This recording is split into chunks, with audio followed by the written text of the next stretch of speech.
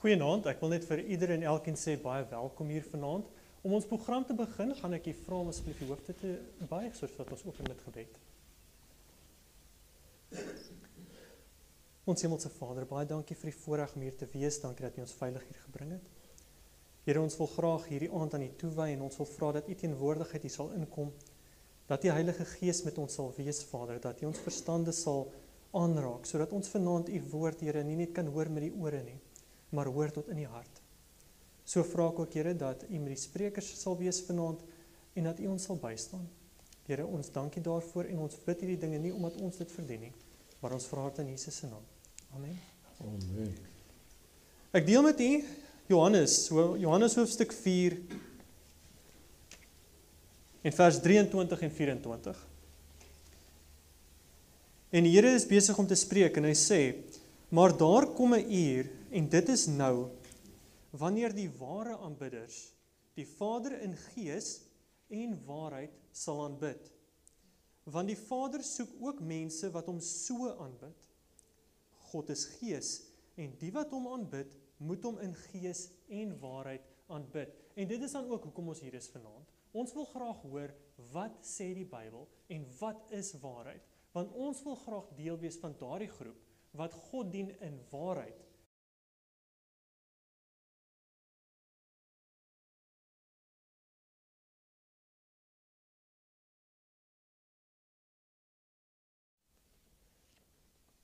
Ons sê vir daai bot nou baie dankie vir die aanbieding.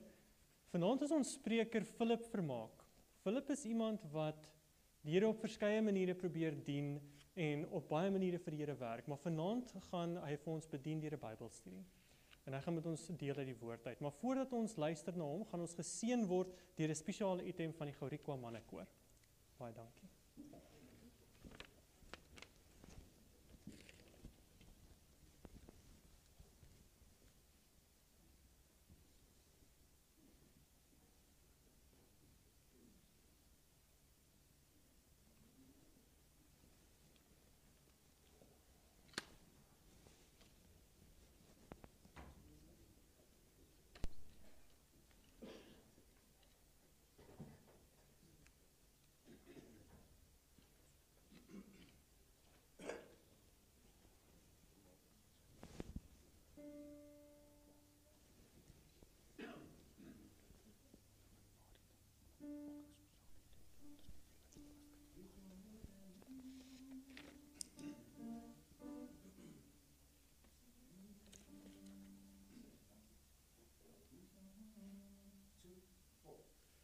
It's not an easy road. It's not an easy road. We are traveling to heaven. For many other thoughts on the way. It's not an easy road, but the Savior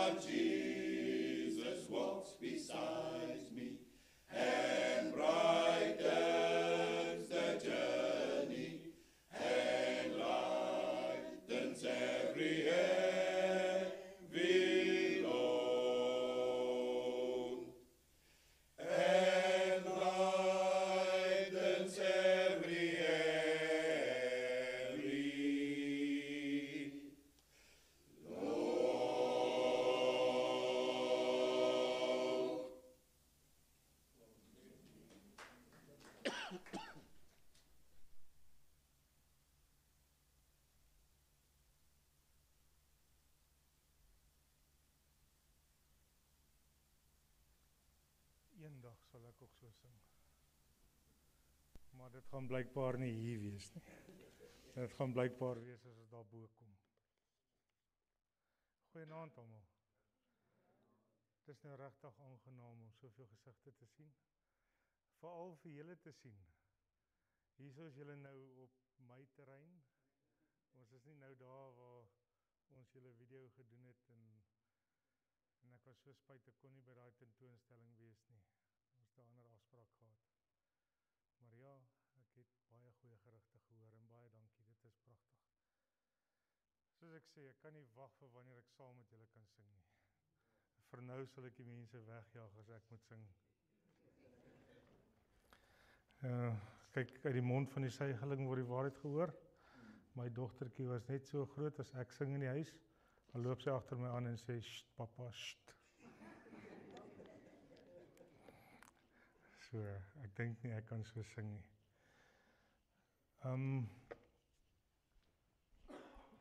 Nou net die tegniese goed om mekaar kry.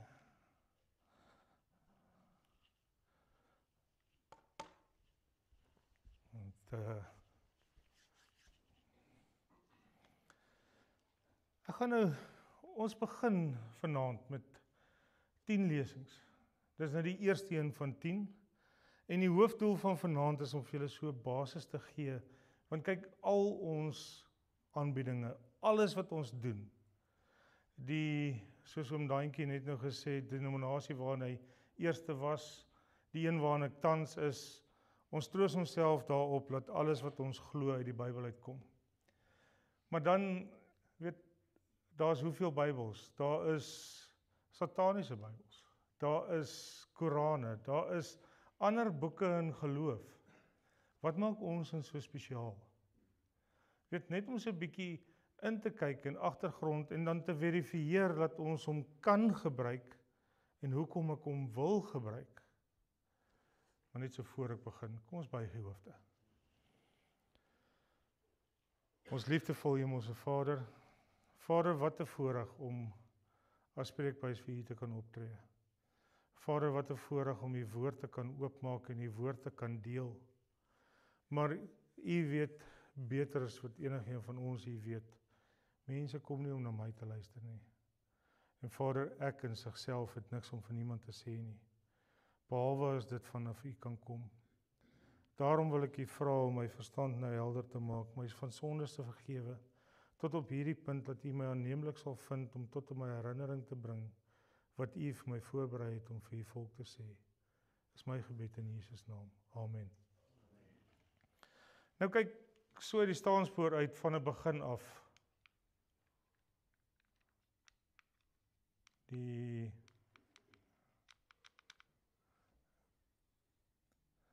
Bybel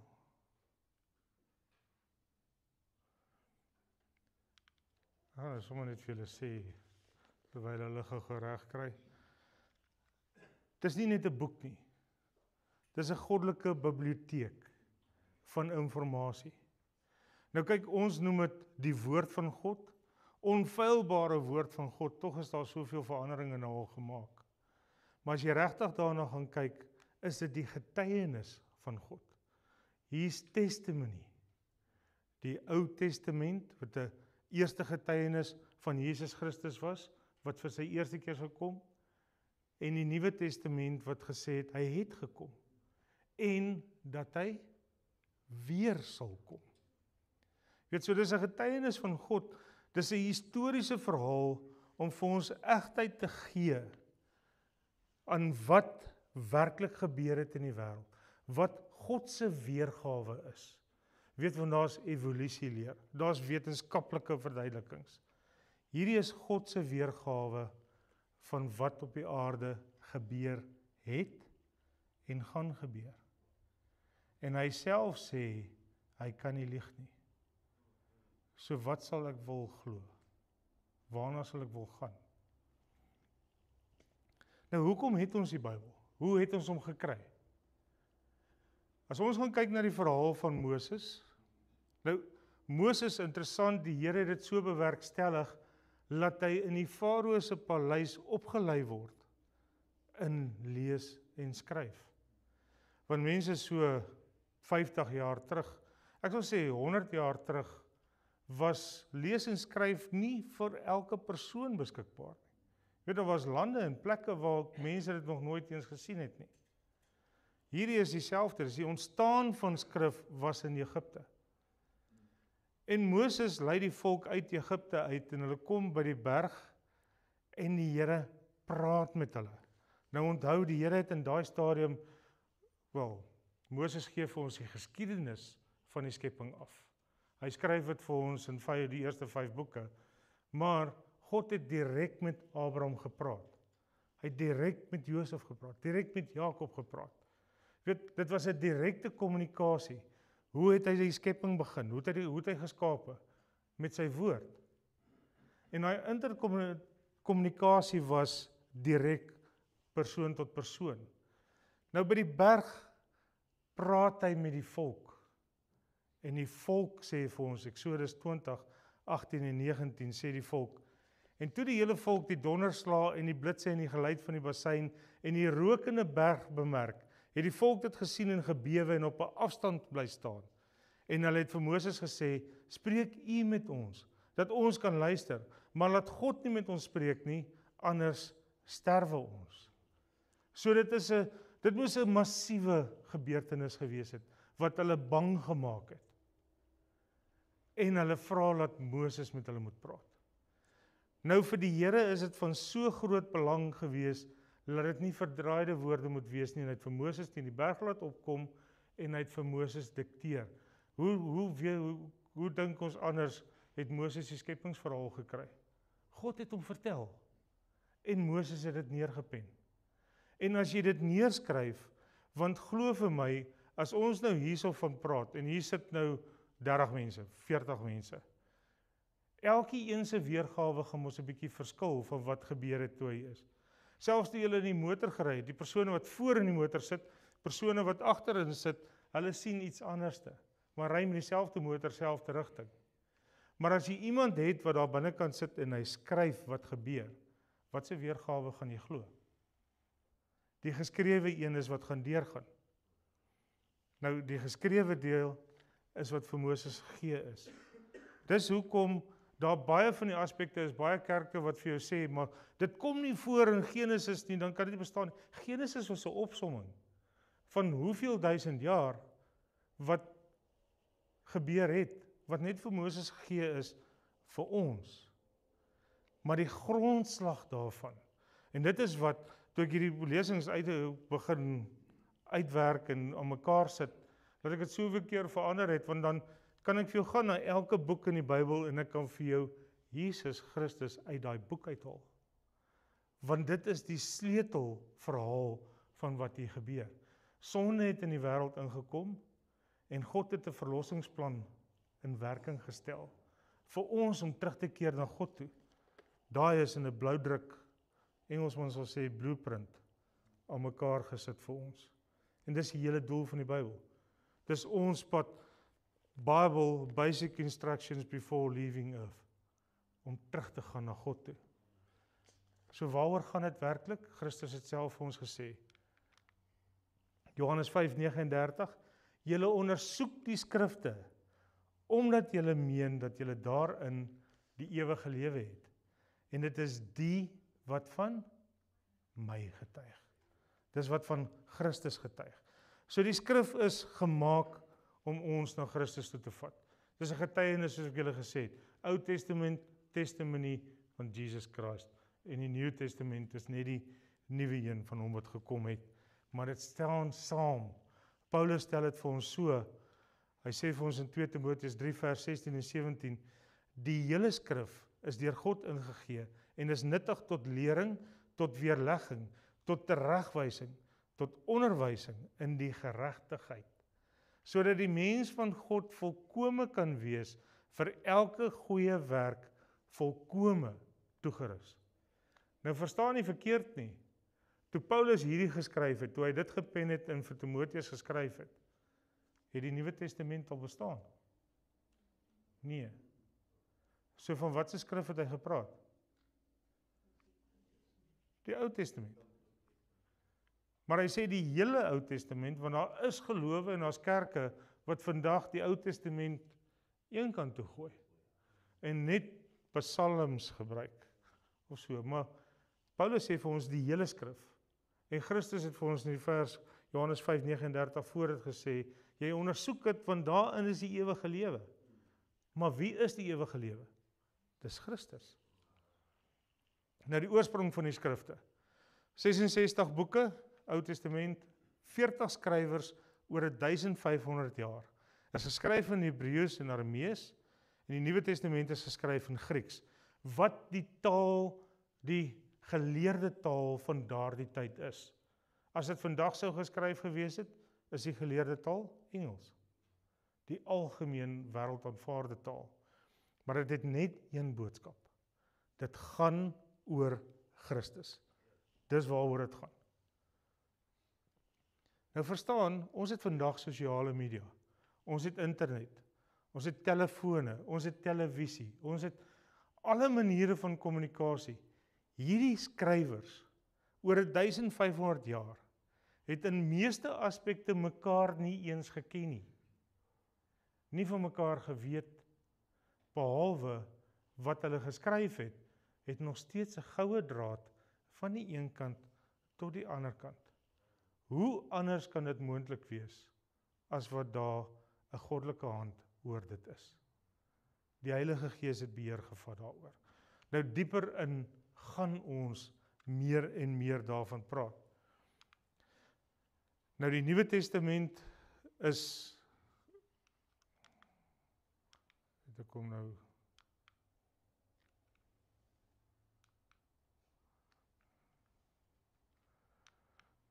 ons gaan die moet uitsorteer baie vinnig. Die Nuwe Testament, die apostels skryf die evangelies. Die Handelinge is nie deur een van die apostels geskryf nie. Handelinge is geskryf deur Lukas, wat 'n geneesheer was. Hy was 'n dokter op die skip saam met Paulus toe Paulus Rome toe gevaar het. Het hy met Paulus gesels en hy het navorsing gedoen en hy het dieper navorsing gedoen. Dis hoekom dit so netjies uiteengesitte evangelie is met baie meer geskiedkundige detail. Het hy die boek Lukas geskryf en die boek Handelinge. Maar die apostels skryf vir ons die briewe soos Petrus, Johannes, ons ken natuurlik vir Paulus. En selfs in daardie tyd het daar al vals geskrifte en dwaalleringe begin ontstaan.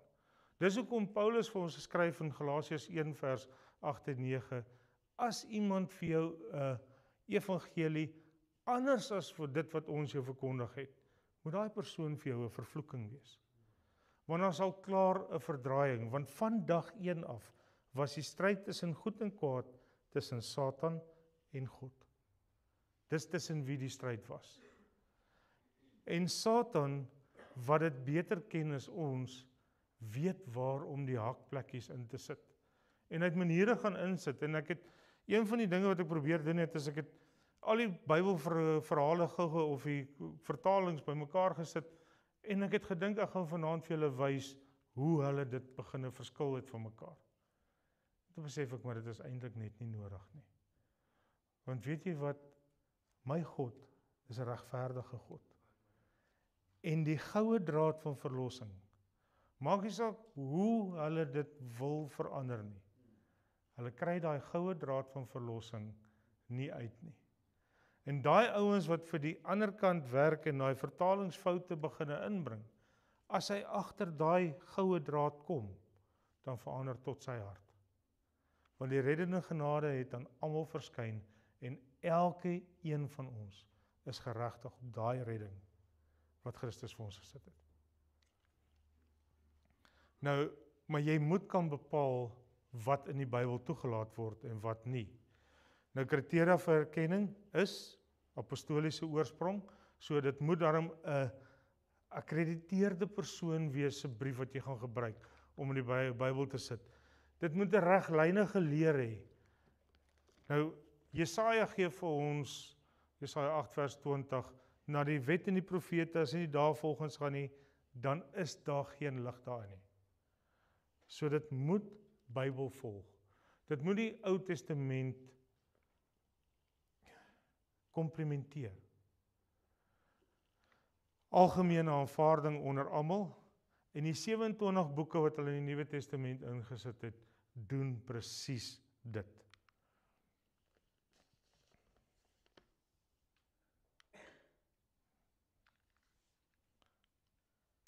Ruben? Historiese mylpale? Nee, hy wou Netflix toe gaan nie. Historiese mylpale. In die jaar 140 na Christus is die Marcion se Bybel, die eerste vertaling, alles aan mekaar gesit. 170 jaar na Christus is die Muratoriaanse fragmente aan mekaar gesit. Nou kyk, julle moet verstaan, met die vernietiging van Jerusalem, het die Waldense wat in Petra ingevlug het, fragmente van die Bybel bymekaar gehou. En dit is weer agterna bymekaar gesit. In die jaar 200-250 na Christus het die kerkvaders 'n volledige bron gemaak van daardie tyd. Maar die Athanasius lys 27 boeke, 367 jaar na Christus. Dit gebeur in Alexandria.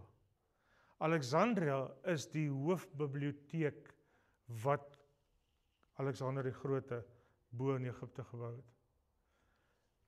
En hy lys spesifiek die 27 boeke in teenstelling met wat die Katolieke op daardie stadium op mekaar gesit het. Die jaar 321 na Christus, nog nie Rooms-Katolieke kerk nie. Bou keiser Konstantin 'n kathedraal, hy noem dit Katoliek. Katoliek, die woord Katoliek beteken universeel, almal saam. En dan kom 'n hele klomp paganistiese leerstellings bygevoeg by die Bybelleer, wat hulle klaar die skrifte begin verander het, en hulle gaan terug, Athanasius gaan terug na die 27 oorspronklikes. Dieselfde gebeur by die jaar 397 na Christus, die konsilie van Karthago. Karthago was die eerste stad wat fisies teen Katolieke oorheersing opgestaan het. Eintlik amper ons eerste reformatie. Nou net vir so agtergrond, is die medieval Reformation, daai tyd wat Wycliffe vir ons 'n Bybel geskryf het van die Latin Vulgate. Erasmus 1516 published a critical Greek New Testament that fueled vernacular translation. En Martin Luther wat vir ons die Bybel van Latyns oorvertaal het na Duits toe, en wat as 'n grondslag van die volgende vertalings gebruik is. En William Tyndale in 1526 in Parys vir ons die eerste moderne Engelse vertaling van Latyn af. So Latyn was die Romeinse taal wat eintlik 'n vorm van Grieks is. Wat die taal waarin die skrifte geskryf was. En dit het in vertalings ingegaan dat ons vandag ook 'n taal vir onsself het. Coverdale, die Geneva Bybel, ons die Spaanse, die Frans, die Duits, die Italiaanse deeltaal, en toe Afrikaans 1933-53 vertaling wat ons almal baie goed ken, Tosius wat vir ons eerste Afrikaanse Bybel gegee het. En van daar af het hulle nou die nuwe vertalings, die New Standard Versions, New International Versions, en hulle het 'n hele paar veranderinge aangebring. Veranderinge wat ooreenstem met die Katolieke grondslag van universeel al die gelowe saam bymekaar dring, om die paganistiese sisteme te verchristelik. Nou, ek gee dit nou vir julle nou baie vinnig. Net as 'n agtergrond, gooi in die agtergrond, ons gaan hier in delf. Maar ons gaan hier in delf sodra ons die profeseë begin uitlê. Nou die bewaring van die Bybel, die Romeinse keisers het dit probeer om dit te vernietig. Die eerste gedrukte Bybel, die eerste gedrukte boek in die wêreld is die Gutenberg Bybel in die jaar 1455. Nou daar's 2 eksemplare van hierdie Bybel beskikbaar. En so 11 jaar terug te verkoop 1 bladsy uit die Gutenberg Bybel uit. 1 vel vir $80,000. So, want dit is baie groot geskiedenis. En vandag het ons 3600 tale waarin hy vertaal is.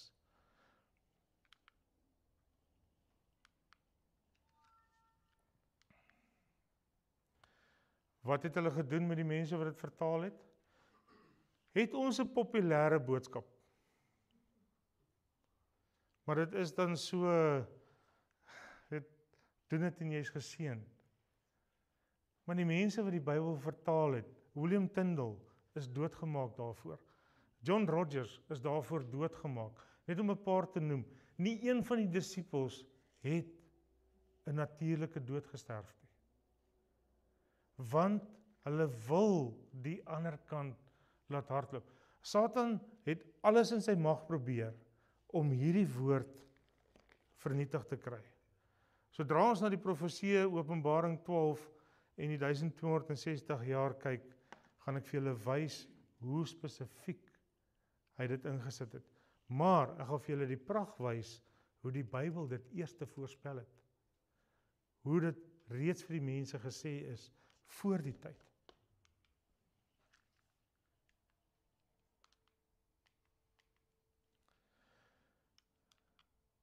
Ek dink, kan ons net 'n oomblik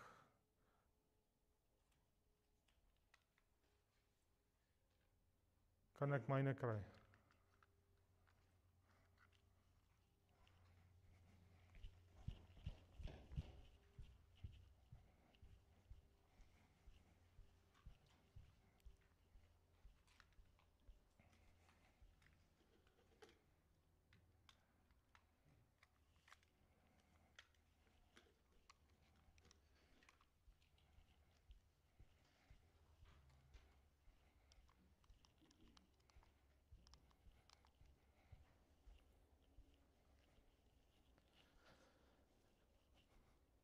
Dis altyd die probleem as jy lewendig uitsaai, jy het nie kans vir hierdie goedjies uitsny nie. Jammer daarvoor. Daar het ek vir julle net 'n skematiese voorstelling van hoe die Bybel ontstaan het, hoe hy in 2 formate opgedeel is en hoe hulle dit verder opgedeel het in die verskillende weergawes wat jy vandag gekry het. Dit is baie interessante geskiedenis, maar mense, dit is soos geskiedenis op skool. Dis iets wat jy nou gaan lees en môre nie gaan verstaan nie. En nie gaan, dis nie van belang nie. Die goue draad is steeds hierso. Dis jou verhouding met Christus wat vir die goue draad gaan oopmaak. Ek het dit in elk geval vir julle, vir die wat belangstel, kan ek dit deurgee.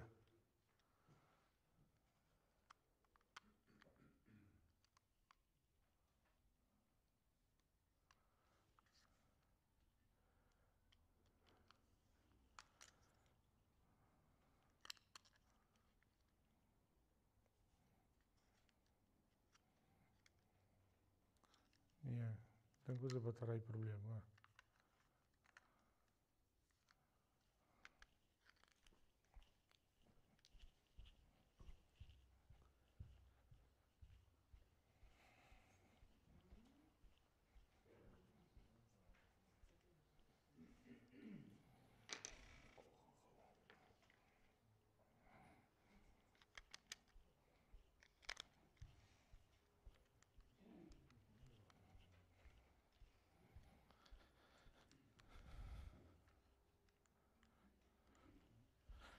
Ek dink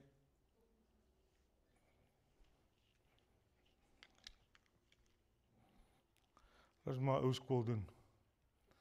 Môre ons verander. Dit is die twee hoofstrome, is Byzantynse meerderheid en die Texas Receptive Text wat opgaan.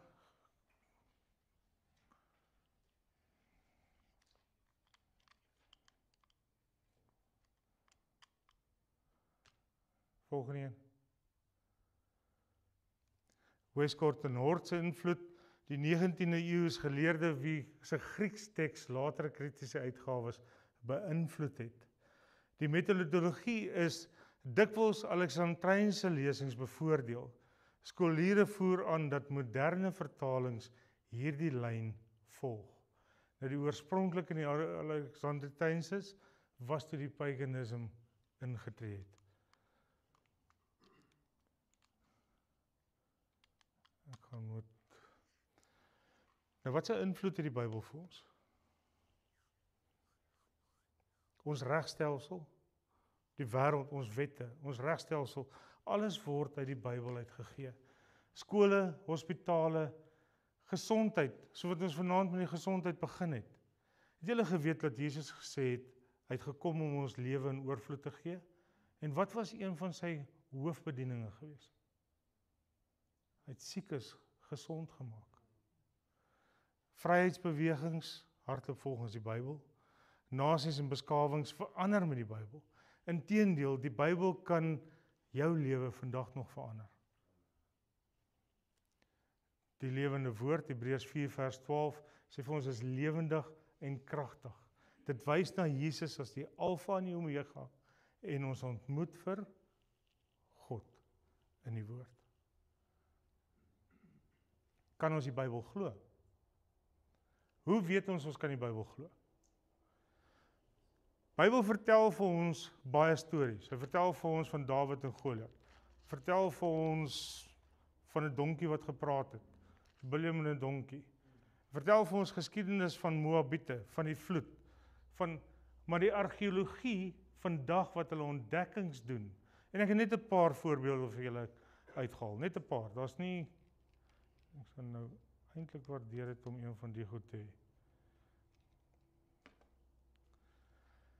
Die tel dan stiel, die huis van Dawid, dis 'n Arameese oorwinningsteel, wat vertel van die huis van Dawid, buite Bybelse.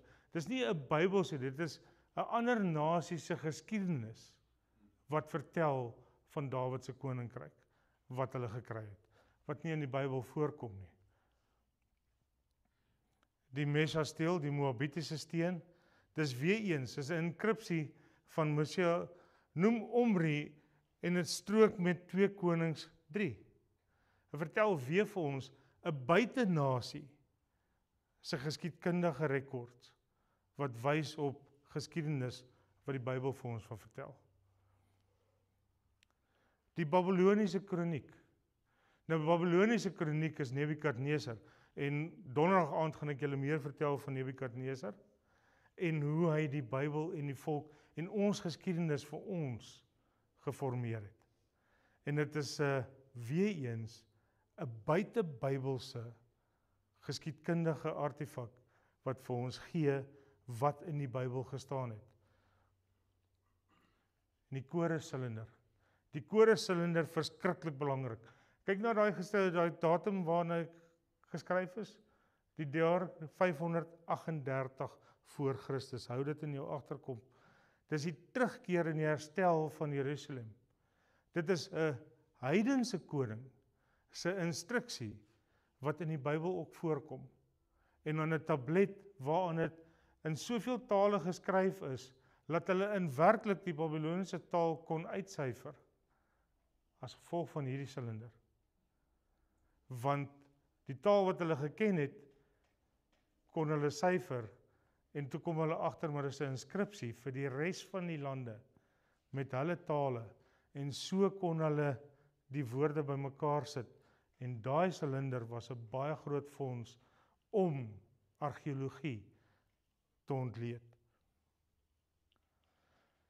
Die Ketef Hinnon silwer amulette, dis die oudstes en julle kan daai op die skerm sien, dit is die oudste Bybelse fragmente wat ons kry, wat Numeri 6 van praat.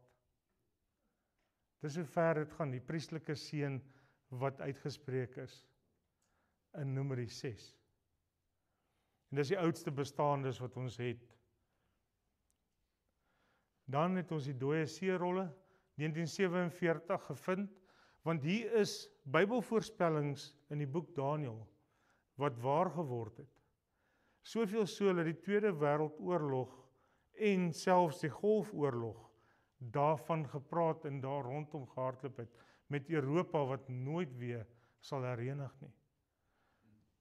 En toe hulle dit nou begin bevraagteken en die dooie see rolle ontdek word, toe kon bepaal word dat daardie boek tog geskryf is voor die gebeurtenisse. Hulle het rekord daarvan gehad. Wat se belang het dit vir ons vandag? Vir ons is seker die belangrikste artefaks wat in die Bybel voorkom, is daardie verbondsark. Die verbond tussen ons en God. En as jy gaan kyk waar het bestaan daai verbondsark, hy het 2 engele wat beskut, en hy het 'n mercy seat, 'n versoendeksel. Nou mercy seat, wat is mercy in Afrikaans? Dis genade. En onder daai mercy seat, binne-in, wat vind ons? 3 items. Wel, jy kan sê 4, maar 3 is dieselfde. Die 2 tablette, kliptablette, wat Moses die wet opgeskryf het. Hier kom die tweede mooiste vrou in die oord.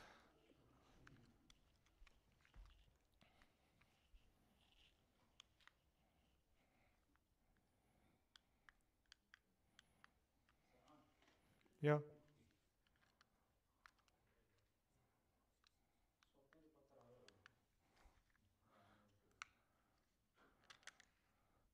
Weet jy die? Het jy nie?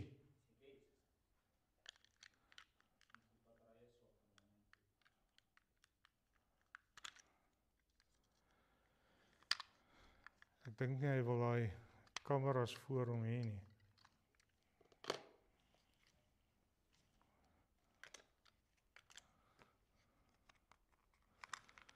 Dit is 2 presies dieselfde.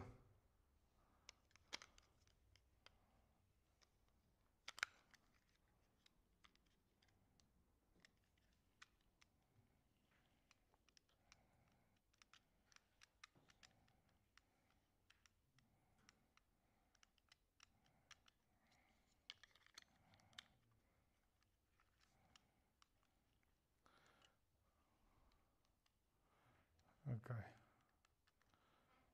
Wie is dit nou?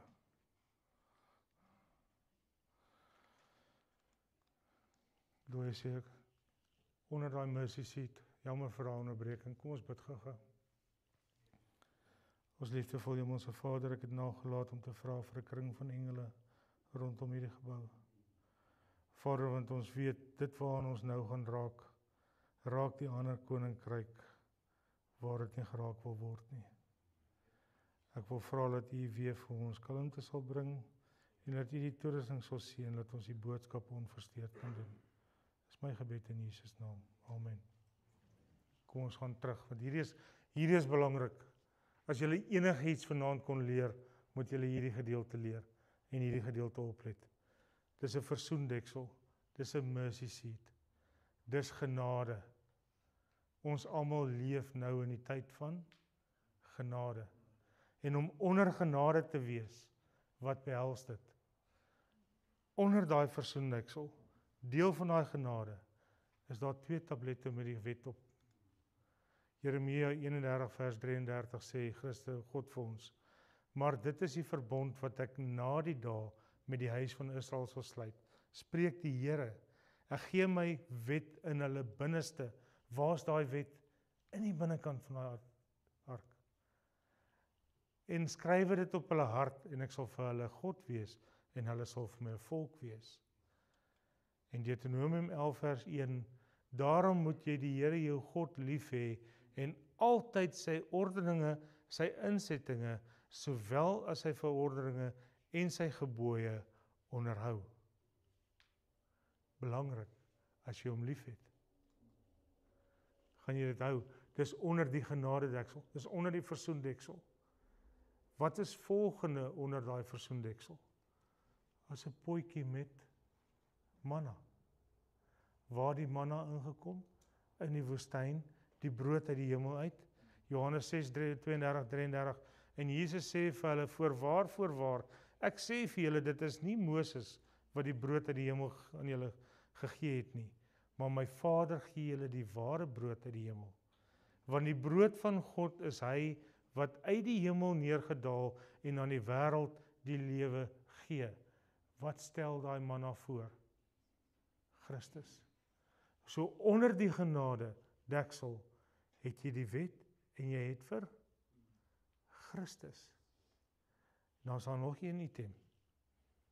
Daar was 'n staf van Aaron. Nou wat het die staf van Aaron so besonders gemaak? Want toe God bepaal wie die priesterampt het elke stam sy naam op 'n staf geskryf. En die staf is voor die ark gesit. En die volgende dag het die staf van Aaron bloeisels gehad. Tot soveel dat hy amandelneute opgehad het. So hy het vrug gedra. So dit het vir Aaron die priesterampt gegee.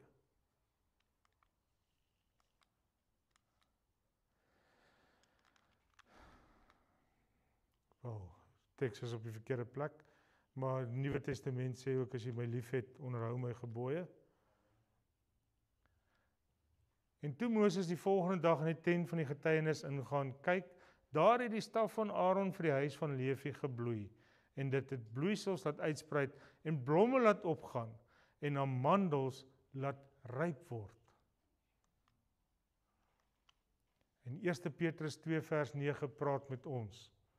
Maar julle is 'n uitverkore geslag, 'n koninklike priesterdom, 'n heilige volk as eiendom verkry, om te verkondig die deugde van hom wat julle uit die duisternis geroep het, tot sy wonderbare lig. En waaronder val dit? Onder die versoendeksel met God. Die genade in een saamgevat. Psalm 119 vers 105, U woord is 'n lamp vir my voet en 'n lig vir my pad. Wat het ons nodig om God te ken? Sy woord.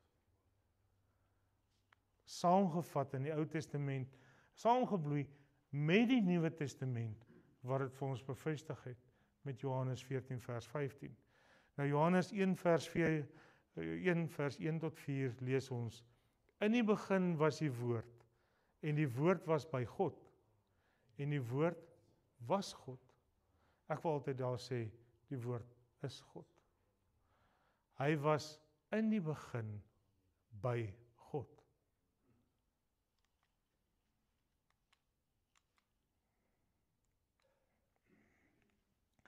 Alle dinge het deur hom ontstaan, en sonder hom het nie een ding ontstaan wat ontstaan het nie.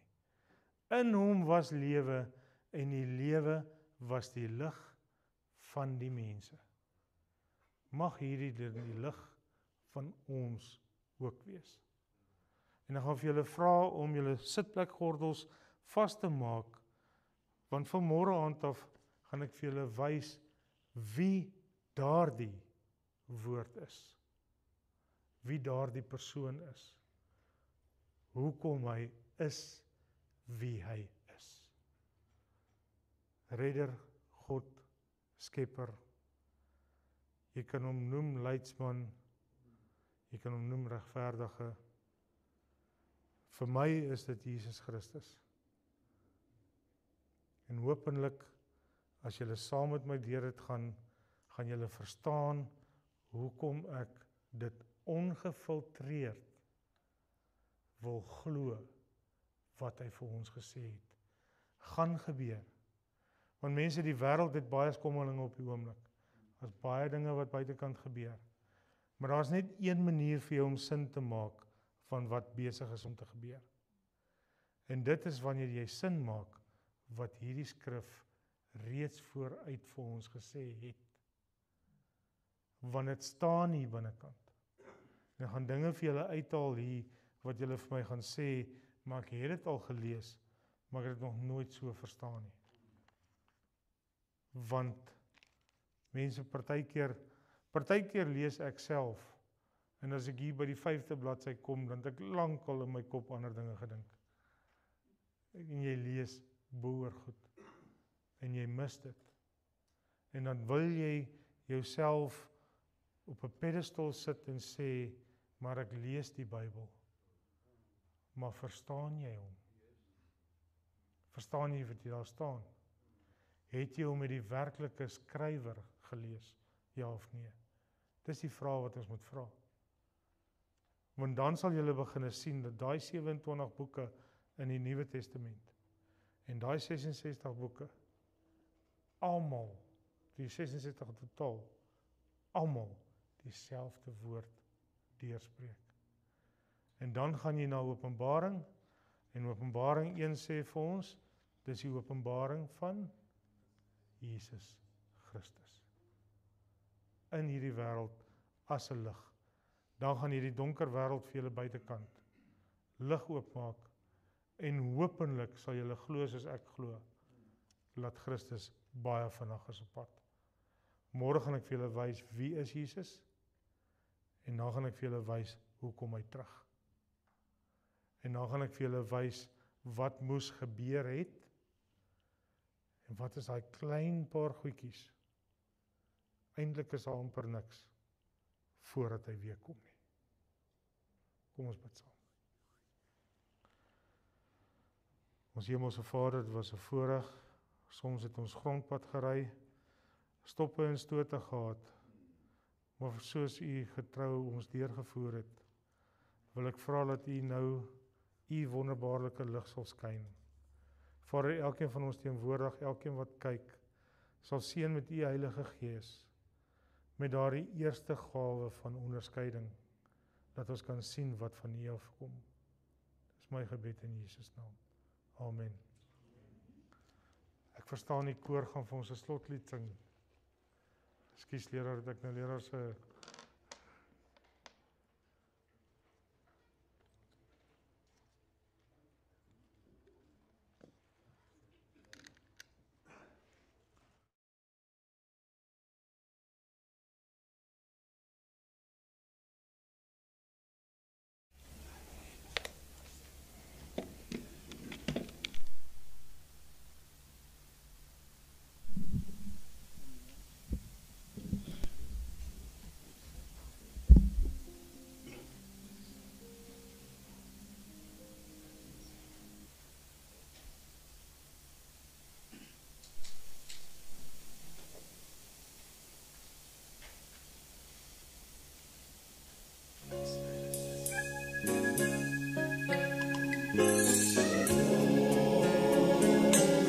shepherd, I shall not want.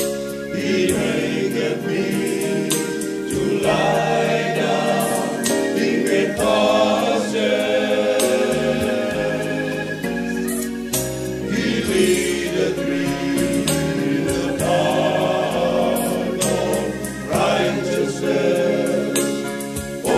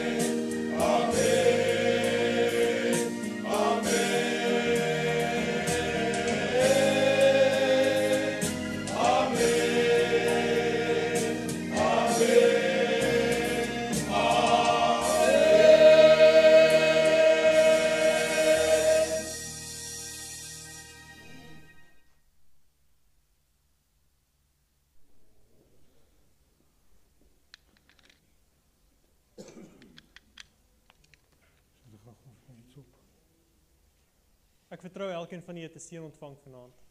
En ek hoop daar's iets wat jy kan huis toe vat. Vir my persoonlik wat uitgestaan het, is daardie gedeelte wat oom Philip met ons gedeel het dat, en ek wil sê ons is soos daai dooie stok wat daar in die kas lê. En dit beteken niks nie. Ons is almal dood binne. Maar as ons verenig word met Christus en ons maak sy woord deel van ons lewe, dan pot daai stok. Ek wil net vinnig met u deel. Ons het, as jy kyk na u program, agterop die program is daar 'n afskeerstrokie. Dit sê daarson, ek wil graag meer van die Bybel weet en dan ek verlang spesiale gebed. As dit u begeerte is, u is welkom om in te vul, u kan dit afskeer. Daar is 'n houer daar agter waar u dit dan net kan ingooi of u kan dit vir my persoonlik gee of dan vir Reino van Rensburg. Baie dankie dat elkeen van u gekom het. Ons sien u môre aand, selfde tyd, selfde plek. Kom ons sluit oor.